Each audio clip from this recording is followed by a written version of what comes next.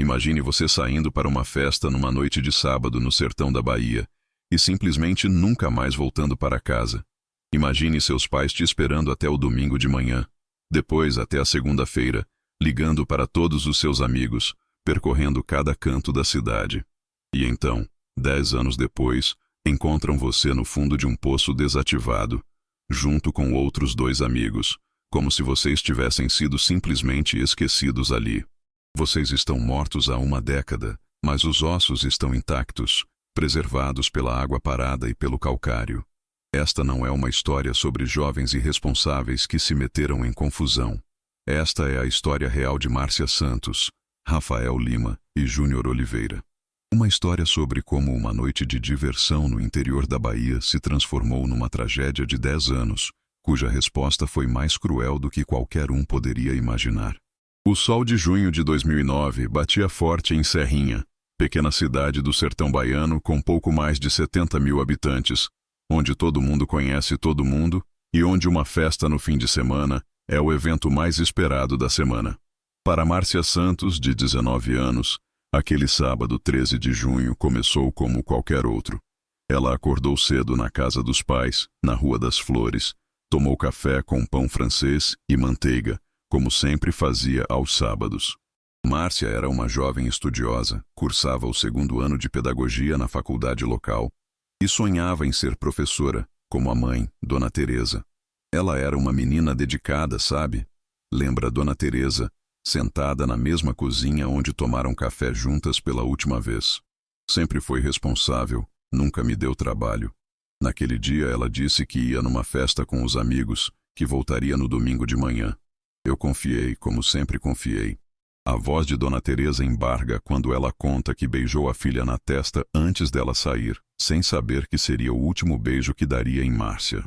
Rafael Lima, de 21 anos, era o namorado de Márcia há 2 anos. Rapaz alto, magro, sempre com um sorriso no rosto, trabalhava como auxiliar administrativo numa loja de materiais de construção do centro da cidade. Seus pais, seu João e Dona Maria, tinham orgulho do filho mais velho, que sempre foi trabalhador e nunca se envolveu em confusões. Rafael era um menino bom, nunca bebeu além da conta, nunca brigou com ninguém, conta seu João, ainda tentando entender o que aconteceu naquela noite. Ele saiu de casa às 8 da noite, disse que ia buscar a Márcia e que voltaria no domingo para o almoço. Eu acreditei, né? Por que eu não acreditaria? Júnior Oliveira, de 18 anos, era o amigo inseparável de Rafael desde a infância.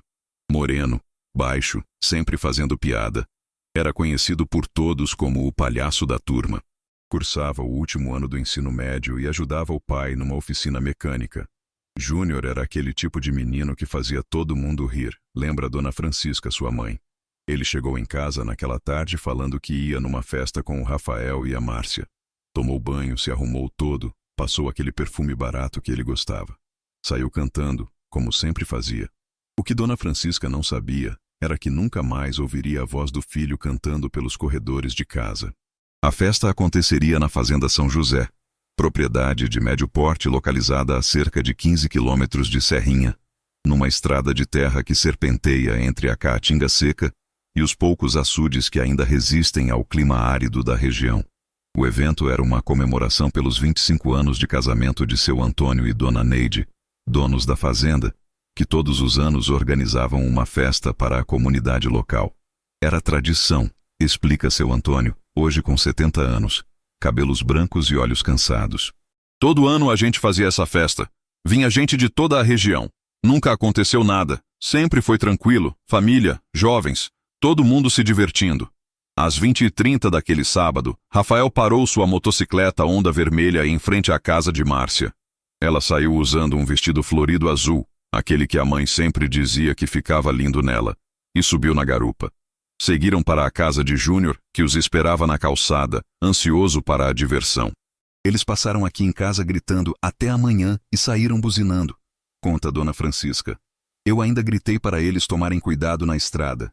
Júnior acenou pela janela e gritou: "Relaxa, mãe, a gente volta cedo."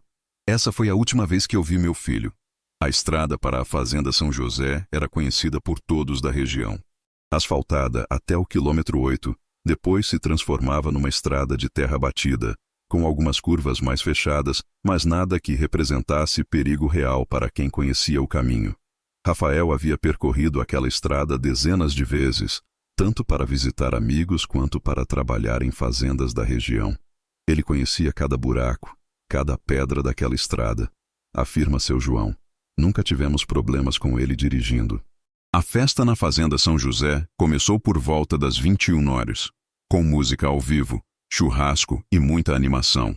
Cerca de 200 pessoas compareceram, entre famílias, jovens e trabalhadores rurais da região. O trio elétrico montado no terreiro da fazenda animava a multidão, enquanto as mesas espalhadas pela área serviam comidas típicas e bebidas. Foi uma festa bonita, todo mundo se divertindo, lembra seu Antônio. Vi os 3 meninos chegando, cumprimentaram a mim e a dona Neide, pegaram suas bebidas e foram se juntar aos outros jovens. Várias pessoas viram Márcia, Rafael e Júnior durante a festa. Eles dançaram, conversaram com amigos, comeram churrasco e beberam algumas cervejas, mas nada em excesso. Eles estavam normais, se divertindo como qualquer jovem, conta Josué Ferreira, amigo de Rafael, que também estava na festa. Conversamos bastante, dançamos juntos, rimos muito. Eles estavam felizes, animados. Não tinha nada de diferente. Por volta das 23h30, os 3 foram vistos pela última vez por testemunhas confiáveis, conversando próximo ao local onde Rafael havia estacionado a motocicleta. O que aconteceu após as 23h30 permaneceu um mistério por uma década. Algumas pessoas disseram ter visto os 3 saindo da festa, outros afirmaram que eles ainda estavam lá depois da meia-noite. Tem gente que jura que viu eles saindo, tem gente que jura que viu eles ficando, explica o delegado Carlinhos Mendonça, que coordenou as investigações iniciais em 2009. Festa no interior é assim, muita gente, muita confusão, álcool, música alta. As pessoas não prestam atenção nos detalhes. Domingo, 14 de junho de 2009, 10 horas da manhã. Dona Teresa prepara o almoço, esperando Márcia chegar a qualquer momento. Seu João faz a mesma coisa, preparando o feijão de domingo que Rafael tanto gostava. Dona Francisca arruma a mesa, aguardando Júnior voltar com histórias da festa. 11 horas, 12 horas, 13 horas. Os celulares tocam no vazio. As mensagens não são respondidas, as ligações vão direto para a caixa postal. Primeiro eu pensei que eles estavam dormindo, sabe? Conta Dona Teresa. Jovem em festa, às vezes dorme na casa de amigo, normal. Mas quando chegou 2 da tarde e nada, aí eu comecei a ficar preocupada. Às 15 horas do domingo, as 3 famílias já estavam em contato. Ninguém sabia onde os jovens estavam. Começaram a ligar para amigos, parentes, conhecidos. Às 16 horas, seu João e alguns vizinhos decidiram ir até a Fazenda São José. Quando chegamos lá, o pessoal estava desmontando a festa, relembra seu João. Perguntamos para o seu Antônio. Ele disse que viu os meninos durante a festa, mas não sabia se tinham ido embora. Procuramos por toda a fazenda, perguntamos para todo mundo que ainda estava lá. Ninguém sabia de nada. A primeira hipótese foi acidente de trânsito. A motocicleta de Rafael era conhecida na cidade. Alguém teria visto se tivesse acontecido algo na estrada. Grupos de familiares e amigos percorreram cada metro da estrada entre Serrinha e a Fazenda São José, procurando sinais de acidente, marcas de derrapagem, qualquer coisa que indicasse o que tinha acontecido. Passamos o domingo inteiro na estrada, conta Josué Ferreira. Procuramos em cada curva, em cada barranco, em cada árvore. Nada. Era como se eles tivessem sumido no ar. Na segunda-feira, 15 de junho, as famílias registraram o desaparecimento na Delegacia de Polícia Civil de Serrinha. O delegado Carlinhos Mendonça, experiente em casos rurais, mas nunca havia lidado com o desaparecimento de 3 pessoas simultaneamente, iniciou imediatamente as investigações. Era um caso diferente, explica o delegado. 3 jovens, conhecidos, responsáveis, que simplesmente sumiram depois de uma festa. Não havia sinais de crime, não havia sinais de acidente, não havia nada. As primeiras 48 horas de investigação foram intensas. A polícia ouviu dezenas de pessoas que estavam na festa, mapeou os últimos locais onde os jovens foram vistos, examinou a motocicleta de Rafael que não foi encontrada e começou a formular as primeiras teorias. Pensamos em acidente, sequestro, fuga, tudo o que era possível, conta o delegado Mendonça. Mas cada pista que seguíamos acabava em nada. Era como se eles tivessem sido engolidos pela terra. A comunidade de Serrinha se mobilizou como nunca antes. Grupos de busca foram organizados, com dezenas de voluntários percorrendo fazendas, açudes, estradas secundárias, casas abandonadas. A cidade inteira parou para procurar eles. Lembra Dona Josefa, vizinha de Márcia. Todo mundo conhecia os meninos, todo mundo queria ajudar. Saíamos de manhã cedo e voltávamos de noite, procurando em cada canto, em cada buraco, em cada lugar que pudesse esconder uma motocicleta. Passaram-se semanas, depois meses. A polícia investigou a possibilidade de sequestro, mas não houve pedido de resgate. Investigou a possibilidade de fuga, mas os jovens não levaram roupas, dinheiro ou documentos. Investigou a possibilidade de crime passional, mas não havia inimigos conhecidos. Investigou a possibilidade de acidente, mas não encontrou a motocicleta nem os corpos. Cada teoria que desenvolvíamos esbarrava em alguma impossibilidade. Explica o delegado. Era o caso mais difícil da minha carreira. A imprensa local começou a cobrir o caso, depois a estadual, depois a nacional. O desaparecimento dos 3 jovens de Serrinha virou notícia em todo o país. Programas de televisão especializados em pessoas desaparecidas exibiram as fotos de Márcia, Rafael e Júnior. Cartazes foram espalhados por toda a região Nordeste. Recebemos ligações de todo o Brasil. Conta seu João. Gente dizendo que viu eles no Rio, em São Paulo, no Ceará. Cada ligação era uma esperança, mas também uma decepção quando descobríamos que não eram eles. Dona Teresa desenvolveu uma rotina que manteve por anos. Toda manhã, levantava-se antes do sol e preparava café para 4 pessoas. Eu sabia que ela não ia chegar. Conta com lágrimas nos olhos. Mas também sabia que se ela chegasse e não tivesse café pronto, ela ia ficar triste. Então eu preparava todo dia, esperando. O quarto de Márcia permaneceu intocado, com os livros da faculdade ainda sobre a mesa, as roupas ainda no armário, o perfume ainda no criado mudo. Seu João parou de trabalhar na loja de materiais de construção para se dedicar integralmente à busca pelo filho. Eu não conseguia me concentrar em nada, explica. Como eu ia vender cimento para alguém construir uma casa quando meu filho tinha sumido? Cada cliente que chegava, eu mostrava a foto do Rafael e perguntava se tinha visto ele em algum lugar. A loja acabou fechando 6 meses depois do desaparecimento, levando a família à ruína financeira. Dona Francisca começou a frequentar todos os terreiros de Umbanda e Candomblé da região, procurando respostas espirituais para o desaparecimento do filho. Eu ia em qualquer lugar que dissesse que podia ajudar. Conta. Mãe de santo, pastor, padre, qualquer pessoa que pudesse me dizer onde estava meu menino. Gastei todo o dinheiro que tinha com isso, mas não me importava. Eu só queria meu filho de volta. 2 anos se passaram, 3 anos, 5 anos. O caso continuava oficialmente aberto, mas as investigações haviam perdido intensidade. Novos casos surgiam, novos crimes demandavam atenção.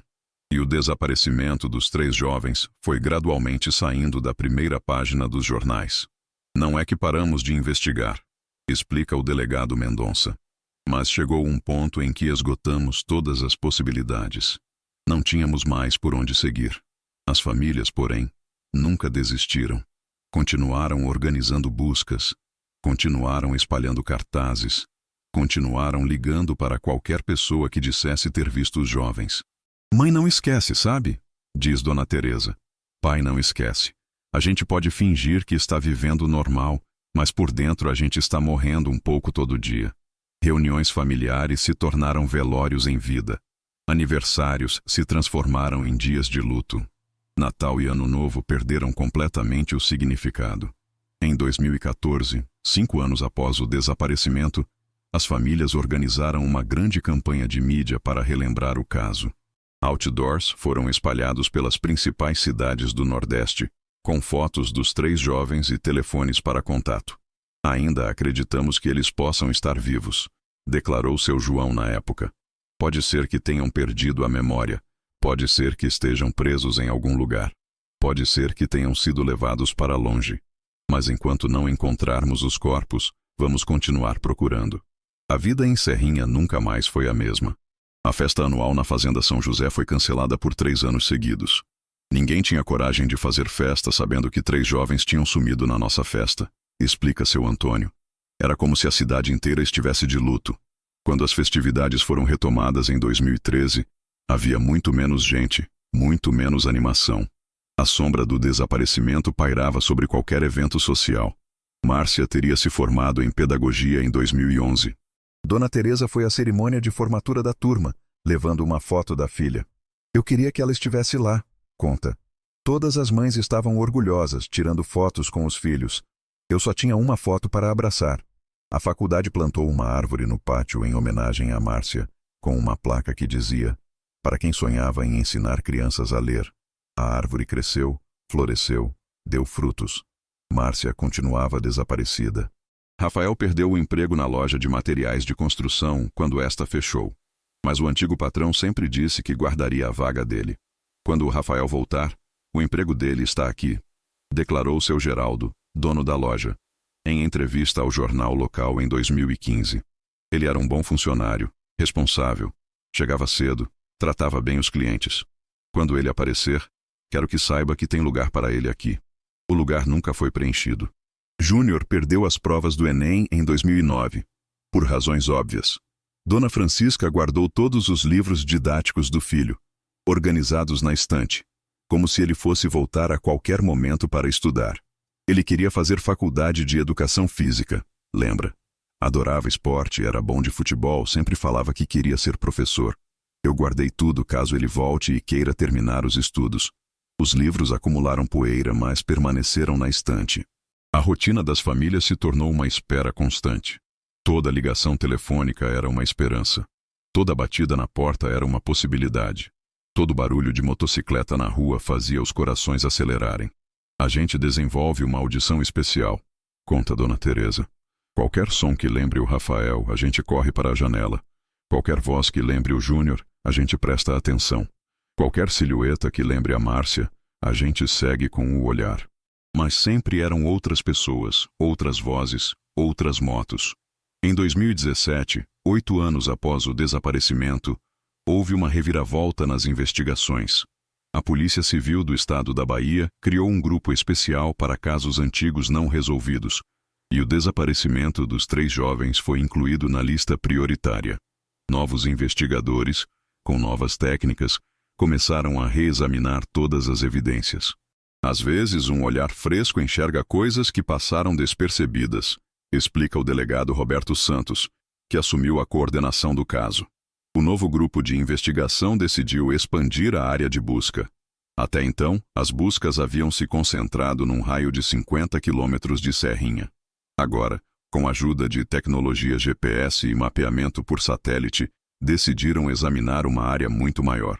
Percebemos que talvez estivéssemos procurando no lugar errado, explica o delegado Santos. 3 pessoas numa motocicleta podem ter percorrido uma distância muito maior do que imaginávamos. As novas buscas começaram em março de 2018. Equipes com cães farejadores, drones com câmeras de alta resolução e equipamentos de detecção de metal foram mobilizados. A área de busca incluía agora um raio de 200 quilômetros, abrangendo municípios vizinhos e até mesmo partes de Pernambuco e Alagoas. Era uma operação muito maior, muito mais complexa, conta o delegado Santos. Mas também tínhamos muito mais recursos do que em 2009. Durante meses, as equipes percorreram fazendas, açudes, estradas abandonadas, casas em ruínas, cavernas, poços artesianos.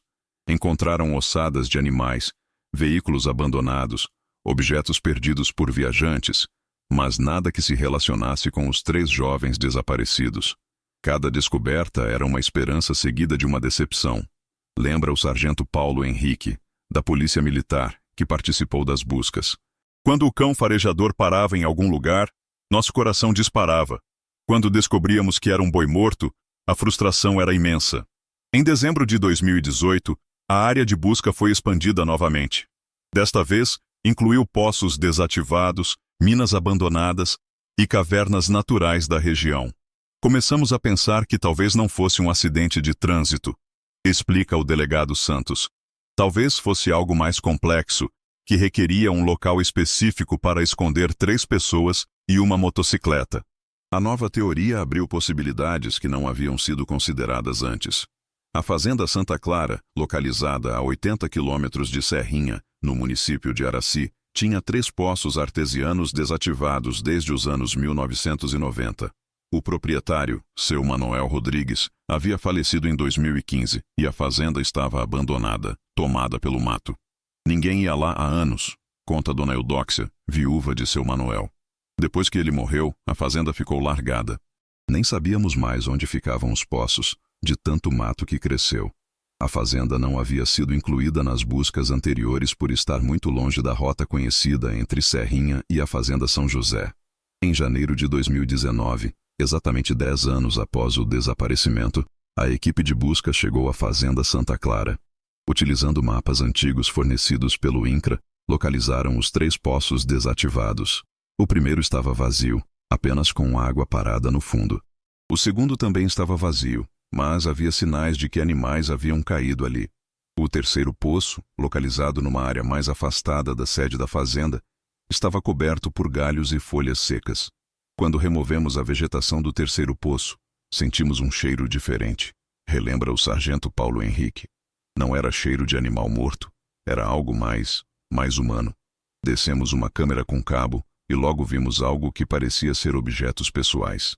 A câmera revelou, no fundo do poço, a cerca de 15 metros de profundidade, o que parecia ser uma motocicleta e alguns objetos espalhados. A operação para retirar os objetos do poço foi complexa e delicada. Bombeiros especializados em resgate em poços foram chamados, equipamentos especiais foram trazidos de Salvador, e a área foi isolada para preservar possíveis evidências. Sabíamos que se fossem eles, seria uma cena de crime que precisava ser preservada, explica o delegado Santos. Cada objeto, cada fragmento, cada detalhe poderia ser crucial para entender o que aconteceu. O primeiro objeto retirado foi uma carteira de identidade, danificada pela umidade, mas ainda legível. O nome no documento era Rafael Lima Santos. O segundo objeto foi uma bolsa feminina, contendo documentos em nome de Márcia Santos Silva. O terceiro objeto foi uma carteira de estudante em nome de Júnior Oliveira Ferreira. Naquele momento, soubemos que os tínhamos encontrado, conta o sargento Paulo Henrique. 10 anos depois, finalmente sabíamos onde estavam. A motocicleta Honda vermelha de Rafael foi retirada do poço em pedaços, corroída pela água e pelo tempo. A placa estava ilegível, mas o número do chassi confirmou que era o veículo desaparecido. Estava muito danificada, explica o perito técnico Antônio Carlos, que examinou a motocicleta. 10 anos debaixo d'água, com minerais da região, deixaram apenas a estrutura básica. Mas era definitivamente a moto do Rafael. Os restos mortais dos 3 jovens foram encontrados no fundo do poço, preservados pela água fria e pela ausência de oxigênio. Exames preliminares indicaram que as mortes ocorreram por afogamento, mas seria necessário análise mais detalhada para determinar as circunstâncias exatas. Encontramos os esqueletos praticamente intactos, explica o legista Dr. Fernando Almeida. A água do poço, rica em calcário, ajudou na preservação óssea. Será possível fazer exames detalhados. A notícia do encontro dos corpos se espalhou rapidamente por Serrinha e região. Em poucas horas, centenas de pessoas se aglomeraram na Fazenda Santa Clara, querendo ver o local onde os jovens foram encontrados. Foi uma comoção, lembra Dona Eudóxia. Gente chorando, gente rezando, gente que nem conhecia os meninos, mas estava emocionada. 10 anos esperando, finalmente tinha acabado. As famílias foram oficialmente comunicadas antes da divulgação pública. Dona Teresa desmaiou quando recebeu a notícia. Seu João ficou em silêncio por mais de 1 hora, apenas segurando a foto do filho. Dona Francisca começou a chorar e não parou por horas. Era um alívio e um desespero ao mesmo tempo, conta Dona Teresa. Alívio porque finalmente sabíamos onde estava nossa filha. Desespero porque confirmava que ela estava morta, que nunca mais ia voltar para casa. A esperança que mantiveram por 10 anos se transformou em certeza definitiva. A investigação sobre como os jovens foram parar no poço da Fazenda Santa Clara se intensificou. A localização do poço, muito distante da rota conhecida entre Serrinha e a Fazenda São José, sugeria que não havia sido um acidente. Alguém os levou até lá, afirma o delegado Santos. 3 pessoas numa motocicleta não vão parar num poço abandonado no meio da madrugada por acaso. Alguém sabia onde estava esse poço e tinha um motivo para levar eles até lá. Exames mais detalhados dos restos mortais revelaram informações cruciais. Rafael tinha fraturas no crânio, consistentes com golpes de objeto contundente. Márcia tinha fraturas nas costelas e no braço esquerdo. Júnior tinha fraturas no nariz e na mandíbula. Eles foram agredidos antes de serem jogados no poço, explica o legista Dr. Fernando Almeida. As fraturas são anteriores à morte, ou seja, foram resultado de violência física. A teoria de acidente foi definitivamente descartada. A polícia começou a investigar quem poderia ter conhecimento sobre o poço da Fazenda Santa Clara.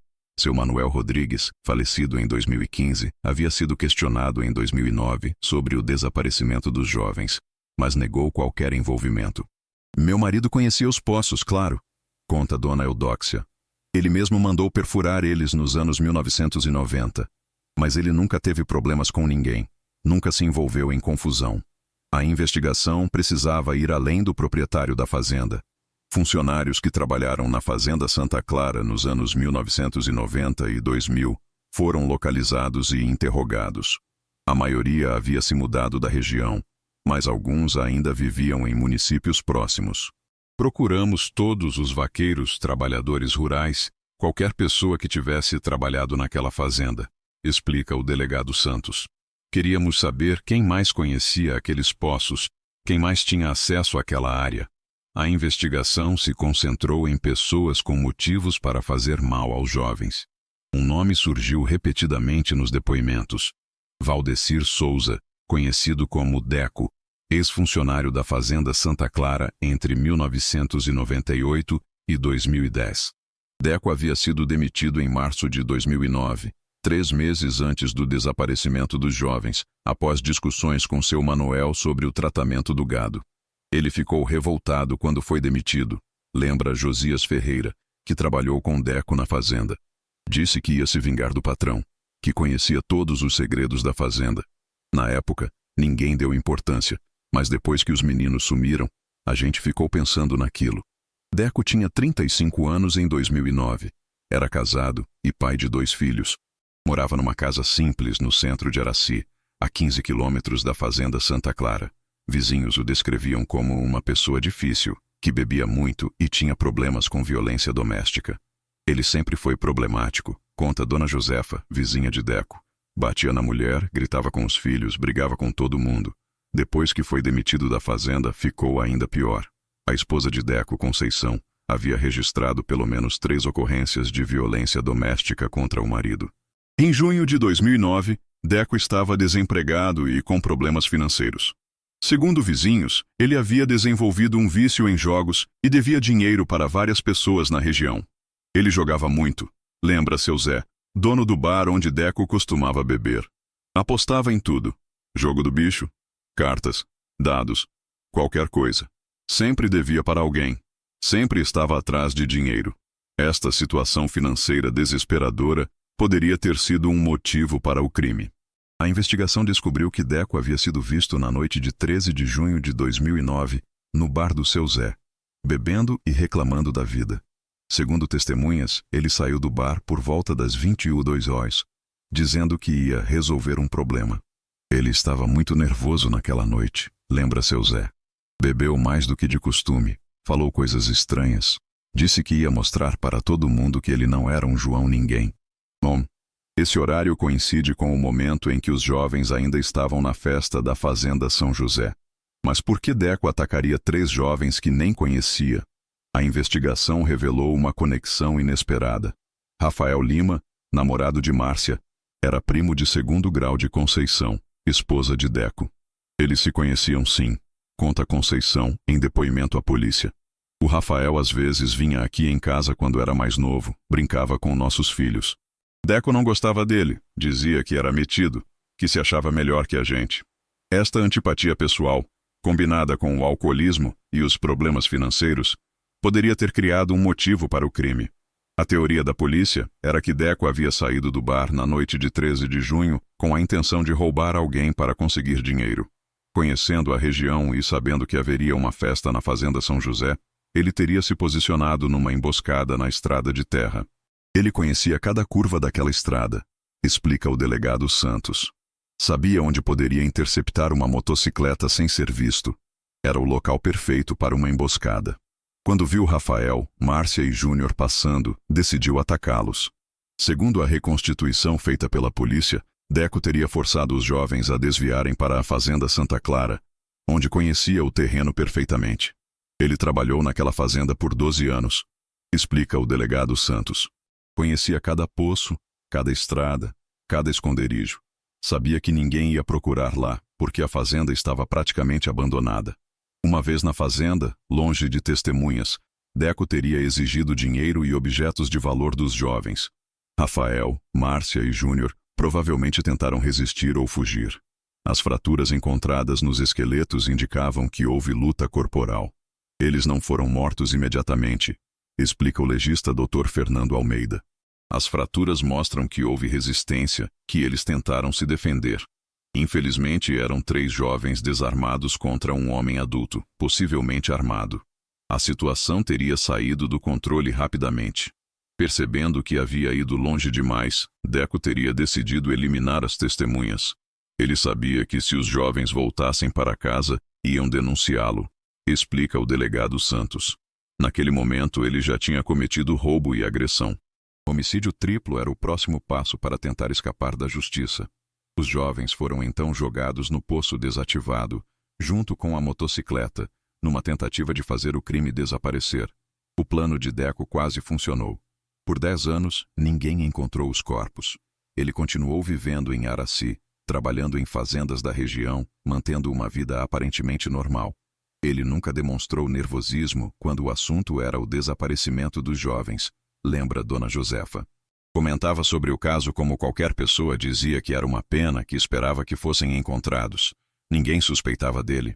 A frieza com que lidou com o próprio crime impressionou os investigadores. Em fevereiro de 2019, com base nas evidências coletadas, a polícia obteve mandado de prisão contra Valdecir Souza. A prisão foi realizada na madrugada do dia 15 de fevereiro, exatamente 10 anos após o registro do desaparecimento. Ele não resistiu, conta o delegado Santos. Quando chegamos na casa dele, estava dormindo. Acordou, viu a polícia, e o primeiro que disse foi: "Eu sabia que vocês iam chegar aqui um dia." Como se estivesse esperando há 10 anos. A confissão viria algumas horas depois. Durante o interrogatório, Deco inicialmente negou qualquer envolvimento. Mas confrontado com as evidências, com o conhecimento que tinha sobre os poços da fazenda e com o depoimento de testemunhas que o viram no bar naquela noite, ele finalmente confessou.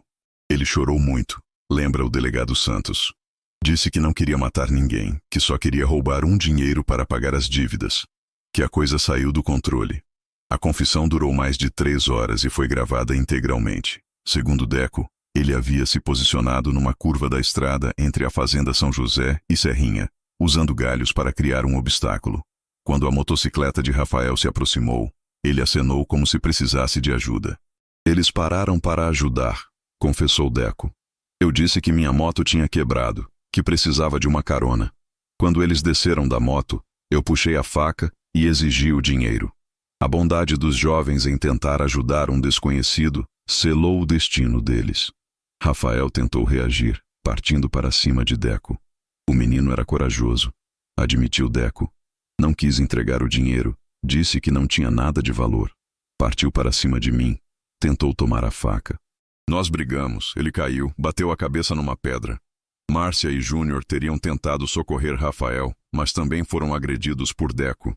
Eu já estava desesperado, confessou. Tinha batido no Rafael, as meninas estavam gritando, o outro menino queria correr. Perdi o controle. Percebendo que Rafael estava gravemente ferido, Deco forçou Márcia e Júnior a colocarem o amigo na motocicleta. Eu disse que, se eles me ajudassem a levar o Rafael para o hospital, eu ia deixar eles em paz, confessou. Mas eu estava mentindo. Já sabia que não podia deixar ninguém vivo. Ele dirigiu a motocicleta até a fazenda Santa Clara, com os 3 jovens feridos, para um local onde conhecia bem. Na fazenda, longe de qualquer testemunha, Deco consumou o crime. Eu não queria matar ninguém, repetia durante a confissão. Mas eles tinham me visto, sabiam quem eu era. Se eu deixasse eles vivos, ia ser preso no outro dia. Um por um, Os jovens foram agredidos até a morte e jogados no poço. A motocicleta foi desmontada e também jogada no poço numa tentativa de fazer desaparecer todas as evidências. Depois disso, eu fui para casa, tomei banho, queimei a roupa, confessou Deco. No dia seguinte, quando começaram a procurar os meninos, eu ajudei nas buscas. Fingia que estava preocupado, que queria encontrar eles. A frieza com que descreveu sua participação nas buscas pelos próprios jovens que havia assassinado chocou os investigadores. Era um psicopata, avalia o delegado Santos, capaz de matar 3 pessoas inocentes e depois fingir que queria ajudar a encontrá-las. O julgamento de Valdecir Souza começou em setembro de 2019, no Fórum de Serrinha. O caso atraiu atenção nacional, com jornalistas de todo o país cobrindo o processo. Era o fechamento de um caso que marcou toda a região, explica o promotor de justiça Carlos Alberto Mendes. 10 anos depois, finalmente íamos ter justiça. As famílias dos jovens acompanharam cada sessão do julgamento, esperando pela condenação que traria algum alívio para a dor de uma década. Durante o julgamento, Deco manteve a confissão, mas tentou argumentar que não havia premeditação. Meu cliente age por impulso, não planejou os crimes, argumentou o advogado de defesa, Dr. Marcelo Oliveira. Foi um roubo que saiu do controle, não um homicídio premeditado. O Ministério Público, porém, argumentou que o conhecimento detalhado sobre os poços da fazenda e a frieza com que escondeu os corpos indicavam premeditação. As famílias das vítimas prestaram depoimentos emocionantes. Dona Teresa, mãe de Márcia, disse ao júri: "Minha filha era uma menina boa que sonhava em ser professora. Ela parou para ajudar esse homem e foi morta por isso. 10 anos eu esperei para saber o que aconteceu com ela. Agora eu sei. Ela morreu por tentar ajudar alguém." O depoimento emocionou toda a sala de audiências. Seu João, pai de Rafael, disse: "Meu filho era trabalhador, honesto, nunca machucou ninguém. Ele estava voltando de uma festa com a namorada e o amigo quando foi atacado por esse assassino. Perdemos 10 anos esperando, sofrendo, sem saber se nossos filhos estavam vivos ou mortos. Agora queremos justiça." Dona Francisca, mãe de Júnior, não conseguiu falar, apenas chorou durante todo o seu depoimento. O júri popular, composto por 7 pessoas da comunidade de Serrinha, deliberou por 6 horas. Por unanimidade, condenaram Valdecir Souza por triplo homicídio qualificado, com as qualificadoras de motivo fútil, meio cruel e recurso que dificultou a defesa das vítimas. A pena foi de 75 anos de prisão, a serem cumpridos em regime inicialmente fechado. Era a pena máxima possível, explica o promotor Carlos Alberto Mendes. O júri entendeu a gravidade do crime e a crueldade com que foi cometido. Quando ouviu a sentença, Deco desabou em choro. "Eu nunca quis matar ninguém", repetia. "Só queria um dinheiro para pagar as dívidas. Peço perdão às famílias. Sei que não vai trazer os filhos deles de volta, mas eu peço perdão." As famílias das vítimas não demonstraram qualquer emoção diante do pedido de desculpas. "Perdão não traz nossos filhos de volta", disse Dona Teresa. "Justiça foi feita, mas a dor vai continuar para sempre." Os corpos de Márcia, Rafael e Júnior foram sepultados no cemitério municipal de Serrinha em março de 2019, exatamente 10 anos após o desaparecimento. O velório durou 12 horas, com centenas de pessoas passando para prestar as últimas homenagens. Era como se a cidade inteira fosse família deles, lembra o padre Francisco, que celebrou a missa. 10 anos esperando esse momento, todo mundo queria se despedir direito. Os 3 foram enterrados lado a lado como viveram e como morreram. A cidade de Serrinha criou um memorial em homenagem aos 3 jovens na Praça Central. Uma placa de mármore traz os nomes de Márcia Santos Silva, Rafael Lima Santos e Júnior Oliveira Ferreira, com a inscrição: "Jovens que partiram cedo demais, vítimas da crueldade humana. Que suas memórias nos lembrem do valor da vida e da importância da justiça." O memorial é visitado diariamente por pessoas da comunidade, que levam flores e fazem orações. A Fazenda São José, onde os jovens foram vistos pela última vez, voltou a realizar suas festas anuais. Mas desde 2019, a primeira música tocada é sempre uma homenagem a Márcia, Rafael e Júnior. "Eles eram clientes da nossa festa", explica seu Antônio. "Vinham aqui para se divertir, para dançar, para viver. É justo que sejam lembrados aqui." A tradição comove quem conheceu os jovens e educa os mais novos sobre a importância de valorizar a vida. As famílias seguiram caminhos diferentes para lidar com a dor. Dona Teresa voltou a dar aulas numa escola pública, realizando o sonho da filha de alguma forma. Márcia queria ensinar crianças a ler, conta. Eu faço isso por ela agora. Seu João voltou a trabalhar com vendas, mas nunca mais foi o mesmo. A gente aprende a viver com a dor, diz. Não supera, mas aprende a conviver. Dona Francisca mudou-se para Salvador para ficar perto da filha mais velha. Serrinha tem muitas lembranças, explica. Lá eu consigo respirar melhor. Valdecir Souza cumpre pena na penitenciária de Feira de Santana. Segundo relatórios do sistema prisional, ele é um detento exemplar, participa de atividades educativas e demonstra arrependimento genuíno. Ele mudou muito, conta o psicólogo prisional Dr. Renato Silva. Entende a gravidade do que fez, participa de terapia em grupo, ajuda outros detentos. Claro que isso não apaga o crime, mas mostra que pessoas podem mudar. Deco tem direito à progressão de regime em 2044, quando completará 25 anos de prisão. O caso dos 3 jovens de Serrinha mudou a forma como a polícia baiana investiga desaparecimentos. Protocolos foram criados para expandir áreas de busca mais rapidamente, incluindo propriedades rurais abandonadas e poços desativados. Aprendemos que não podemos nos limitar às rotas óbvias, explica o delegado Santos. Criminosos conhecem a região, sabem onde esconder evidências. Precisamos pensar como eles pensam. A mudança nos procedimentos já ajudou a resolver outros casos similares. A história de Márcia, Rafael e Júnior se tornou um alerta para jovens da região sobre os perigos que podem surgir mesmo em situações aparentemente seguras. Eles eram jovens normais, fazendo coisas normais, lembra o professor José Carlos, que dá palestras sobre segurança em escolas. Foram atacados por tentar ajudar alguém. Isso nos ensina que a maldade pode aparecer a qualquer momento, mas também que não podemos parar de ser solidários. 10 anos de mistério, uma década de sofrimento, milhares de horas de investigação, centenas de pessoas envolvidas nas buscas, 3 famílias destroçadas pela dor, uma comunidade marcada para sempre. Tudo isso por causa de um homem que queria dinheiro para pagar dívidas de jogo e escolheu o caminho mais cruel para consegui-lo. A resposta para o desaparecimento dos 3 jovens foi mais simples e mais terrível do que qualquer teoria desenvolvida ao longo dos anos. Hoje, quando o sol se põe sobre o sertão da Bahia, iluminando as mesmas estradas que Márcia, Rafael e Júnior percorreram pela última vez, é impossível não lembrar deles. 3 jovens que saíram para uma festa numa noite de sábado e nunca mais voltaram para casa. 3 sonhos interrompidos por uma crueldade inexplicável.